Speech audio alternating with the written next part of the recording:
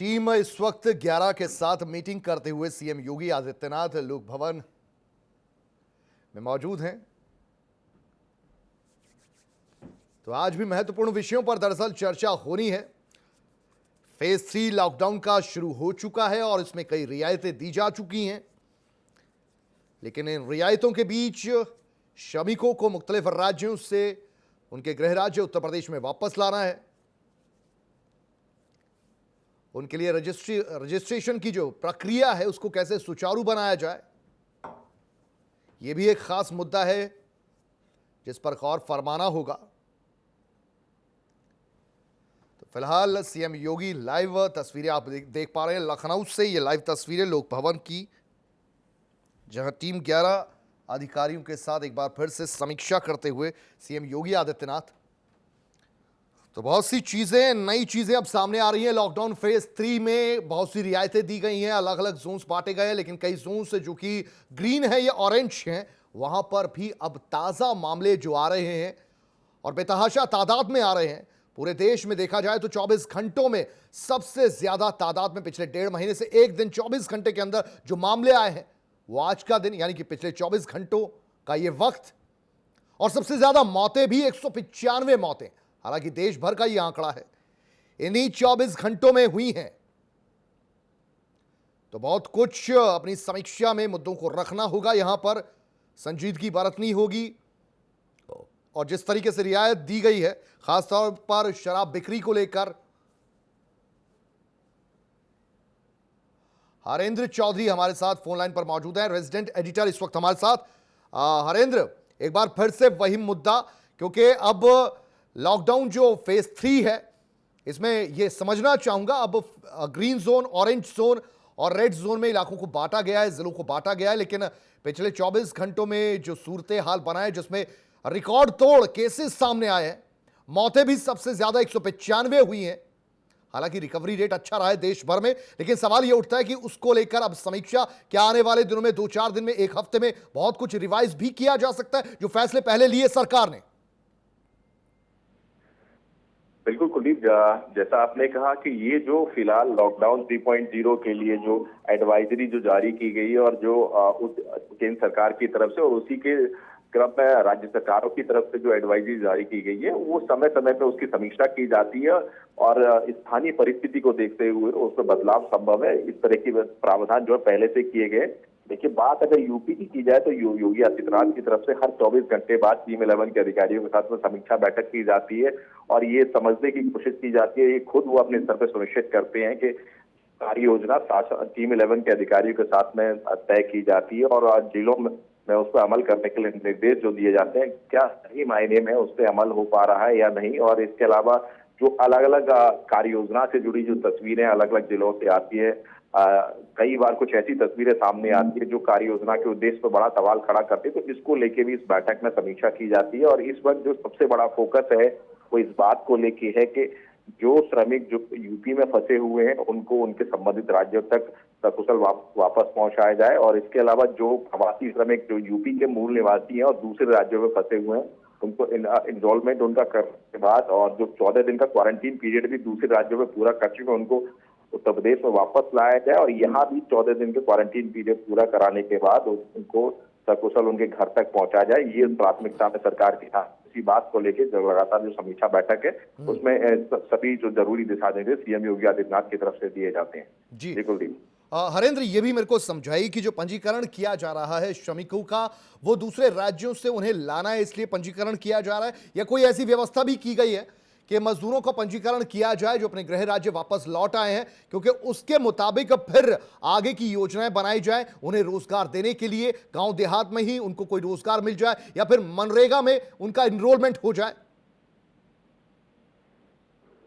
कुलदीप, देखिए, इस पंजीकरण के उद्देश्य को अगर हम समझने की कोशिश करते हैं तो दो अलग अलग मायनों से ये पंजीकरण बेहद जरूरी है। क्योंकि प्रवासी श्रमिकों की यूपी में वापसी हो रही है तो वापसी के लिए एक आंकड़ा, एक संख्या जो अलग अलग राज्यों से और खासकर उन प्रवासी श्रमिकों का जो 14 दिन का क्वारंटीन पीरियड सफलतापूर्वक वहां उन राज्यों में पूरा कर चुके, उनको वापस लाना और उसके अलावा जब वो वापस लेके आए यहाँ यूपी में लाए जाएंगे और यहाँ भी 14 दिन के क्वारंटीन पीरियड के बाद उनको घर पहुंचाया जाएगा 1,000 रुपए का भरण पोषण भत्ता देके, 1 महीने के राशन की किट देके। तो उनके सामने भविष्य के जो हालात रहेंगे, जो आर्थिक संकट उनके सामने रहेगा, उसको देखते हुए जो रोजगार उनको स्थानीय स्तर पर ही मुहैया कराया जाना है, उसके लिए भी ये पंजीकरण के जो आंकड़े बेहद मददगार साबित होंगे। सरकार के पास एक निश्चित आंकड़ा होगा कि कितने लाख श्रमिक जो है,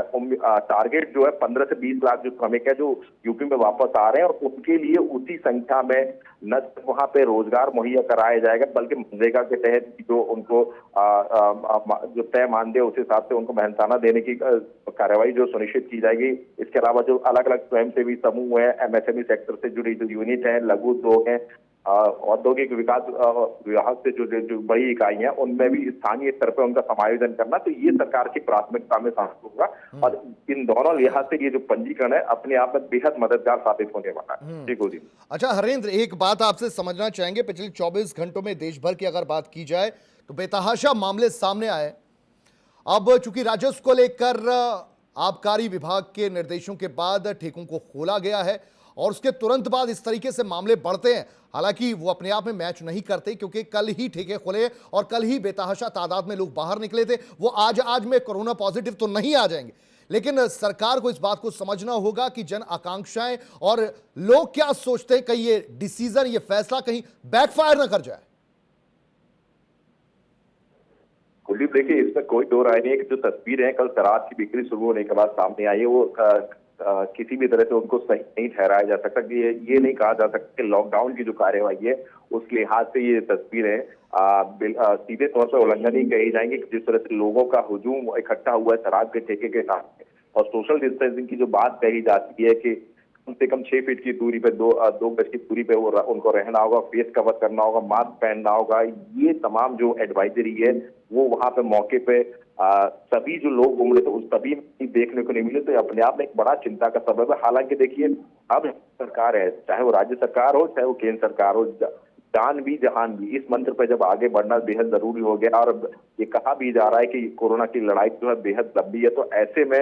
लॉकडाउन में रहते हुए भी हमें आर्थिक गतिविधियां संचालित करनी होंगी, वो तमाम कार्य योजनाएं हमें सुचारू करनी होंगी जो राज्य सरकारों के लिए राजस्व से जो प्राप्ति के लिए बेहद जरूरी है। तो आबकारी विभाग शराब की बिक्री अपने आप में एक ऐसा बड़ा मद है राज्यों के लिए जहां से राजस्व की बड़ी प्राप्ति होती है। कुलदीप, कल का ही अगर आंकड़ा देखें, तकरीबन 300 करोड़ के आसपास की शराब जो है यूपी में बिक्री हुई है। हालांकि ये पुराना स्टॉक था, इससे नए राजस्व की प्राप्ति नहीं हुई, लेकिन कल डिस्टिलरी यूपी में 20 डिस्टिलरी है जहां से जो नया जो स्टॉक है वो डिस्पैच किया गया। 100 करोड़ से ज्यादा का राजस्व जो है पिछले दिन आबकारी विभाग को मिला है। तो अपने आप में ये जो आंकड़ा है उसको नकारा नहीं जा सकता, और साथ के साथ कोशिश सरकार के ये जरूरी कार्य योजनाएं सुचारू करने के साथ साथ वो जो लॉकडाउन की कार्रवाई है उसका उल्लंघन न होने पाए। ठीक है। और हरेंद्र, क्या सरकार को ये बात सोचनी नहीं होगी, जिस तरीके से ठेकेदारों को निर्देश दे दिया कि वो खुद की व्यवस्था करें, सैनिटाइजेशन से लेकर बाकी जो व्यवस्थाएं करनी है, कतारों में किस तरीके से लोगों को खड़ा करना है, ये निर्देश ठेके वालों को तो दे दिए गए, लेकिन राजस्व के हिसाब से आपने कहा कि 100 करोड़ रुपए का राजस्व सरकार को हासिल हुआ होगा। पिछले पूरे अप्रैल महीने में 41 करोड़ रुपए का राजस्व आबकारी विभाग के जरिए सरकार के मद में गया है। जब इतना बड़ा फायदा सरकार को होने जा रहा है, तो सरकार को लगता नहीं कि कम से कम शुरुआती दिनों में जब ठेके खुल रहे हैं उस दौरान ऐसी व्यवस्था कर दी जाए कि सवाल ना खड़े हो सरकार पर?